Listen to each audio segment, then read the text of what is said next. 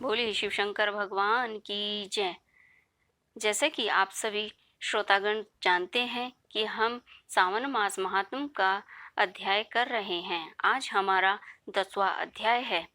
अगर आपको मेरी ये वीडियोस पसंद हैं तो प्लीज़ आप मेरा चैनल सब्सक्राइब कर लिए और ज़्यादा से ज़्यादा लोगों तक शेयर कीजिए ताकि यह कार्य आगे भी ऐसे ही चलता रहे।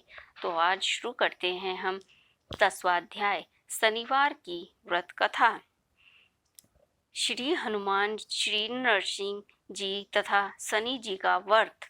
भगवान श्री महादेव ने सनत कुमार से कहा, हे सनत कुमार, अब मैं तुमसे शनिवार के व्रत की विधि कहूँगा, जिसके करने से मनुष्य को मंदता नहीं होती।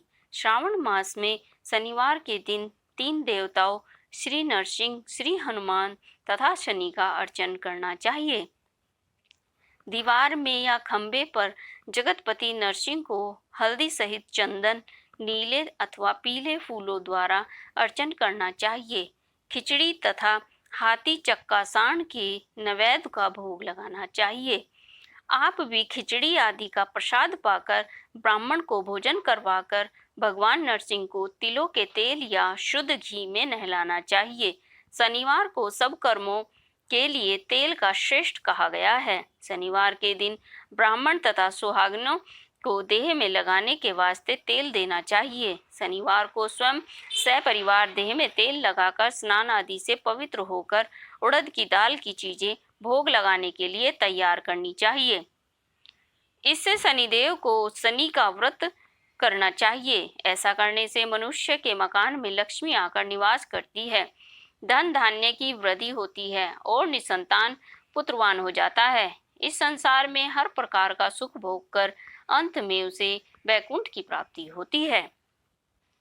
भगवान नरसिंह के व्रत तथा प्रसाद से उसकी दिगंत व्यापिनी सुंदर कीर्ति होती है।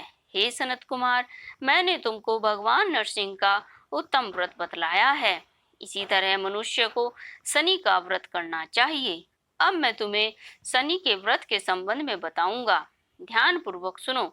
एक लंगड़े ब्राह्मण या उसके न मिलने पर किसी अन्य ब्राह्मण को तिल का तेल मलकर गर्म पानी से स्नान करवाकर ऊपर नरसिंह जी के व्रत में बतलाया गया है, भोजन करवाकर शनि के प्रत्यर्थ तेल, लोहा, तिल, उड़द तथा कंबल का दान करना चाहिए।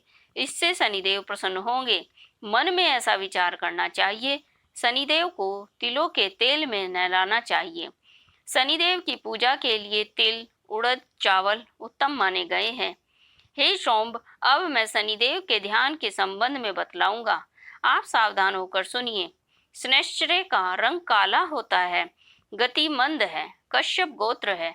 शनि का जन्म सौराष्ट्र देश में हुआ है। सूर्य नारायण पुत्र वरदाता है। इंद्र नीलमणि के तुल्य कांतिमान है। बाण, धनुष, त्रिशूलधारी है। गिद्ध की सवारी है। यम अधिदेवता है। कस्तूरी, अगर, चंदन, गुग्गल और नैवेद्य में उड़द की खिचड़ी प्रिय है। शनि के अर्चन में लोहे की प्रतिमा बनानी चाहिए। दान देने के लिए काले रंग का ब्राह्मण उत्तम है। उसे 2 काले कपड़े तथा काले रंग की गाय बछड़े सहित दान में देनी चाहिए। प्रार्थना व स्तुति करनी चाहिए। ध्यान पूर्वक सुनो। राजा नल का राज्य जब चला गया तो राजा नल ने शनिदेव की आराधना की थी। शनिदेव ने प्रसन्न होकर उन्हें दोबारा राज्य प्रदान किया था। मनुष्य को चाहिए कि वह इस प्रकार शनिदेव की आराधना कर कहे कि मेरे ऊपर शनिदेव प्रसन्न हो। नीलांजन का तुल्य कीर्तिमान, अतिमंद, भ्रामी छाया नामक स्त्री से सूर्य द्वारा उत्पन्न शनिश्चर को मैं नमस्कार करता हूँ। मंडल कोण में स्थित पिंगल नामक शनिदेव को मैं नमस्कार करता हूँ। हे देवेश, मुझे अति 3 पर कृपा कीजिए।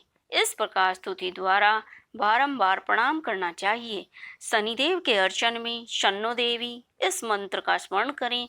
3 वर्णों के लिए वैदिक मंत्र तथा शूद्र के लिए नाम मंत्र कहा गया है। जो प्राणी सावधान मन से विधि से शनिदेव का अर्चन करता है उसे स्वप्न में भी किसी प्रकार का भय नहीं सताता है।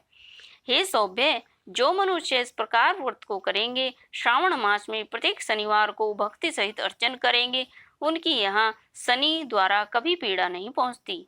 शनि राशि से पहले, दूसरे, चौथे, पांचवें, सातवें, आठवें तथा 12वें स्थान में हो तो सदा पीड़ा पहुंचाते हैं। उनकी शांति के लिए मनुष्य को शामाग्नि इस मंत्र से जाप करना चाहिए और शनि की प्रसन्नता के लिए इंद्र नीलमणि का दान करना चाहिए। हे विप्र, अब मैं तुम्हें श्री हनुमान जी को प्रसन्न करने की उत्तम विधि बतलाऊंगा। श्रावण मास में शनि के दिन श्री हनुमान जी के प्रीत्यर्थ अभिषेक तिलों के तेल द्वारा रुद्र मंत्रों से करना चाहिए। तेल मिश्रित सिंदूर को उनकी देह में लगाना चाहिए। जपा, अर्क तथा मंदोर माला से अर्चन करके नैवेद्य के लिए उड़द के बड़े तथा अन्य उपचारों द्वारा यथाशक्ति भक्ति और श्रद्धा द्वारा अर्चन करना चाहिए। हनुमान अंजनी शुद्ध वायु पुत्र महाबली रामेष्ठ फाल्गुन सखा पिंगल अमित विक्रमी अवधिक्रमण शीताशोक विनाशक लक्ष्मण प्राणदाता तथा दश ग्रीव दर्पा, इन 12 नामों को जो सुबह उठकर पढ़ता है उस मनुष्य को कभी कष्ट की अनुभूति नहीं होती तथा उसको संपूर्ण ऐश्वर्य प्राप्त होता है। इस प्रकार श्रावण मास के शनिवार को जो मनुष्य हनुमान जी की आराधना कर लेता है उसका शरीर वज्र के तुल्य मजबूत हो जाता है और कार्य करने में तेजवान हो जाता है। वह बुद्धि विवेक से विभूषित हो जाता है, उसके शत्रु नष्ट हो जाते हैं और मित्रों की वृद्धि होती है। श्री हनुमान जी के प्रसाद से वह पराक्रमी वैभवशाली हो जाता है। श्री हनुमान जी के मंदिर में बैठकर जो प्राणी हनुमत कवच का 1 लाख पाठ करता है वह अणिमा द्वारा सिद्धियों का साधक हो जाता है तथा उसके दर्शन से यक्ष, राक्षस और वैताल तुरंत भाग खड़े होते हैं। शनिवार को पीपल का स्पर्श तथा अर्चन करना चाहिए। शनिवार को ही पीपल का स्पर्श करना चाहिए। इसके अलावा किसी दिन भी पीपल का अर्चन नहीं करना चाहिए। वैसे तो पीपल का अर्चन 7 दिन करना चाहिए, परंतु श्रावण मास में अत्यधिक करना चाहिए। बोले शिव शंकर भगवान की जय।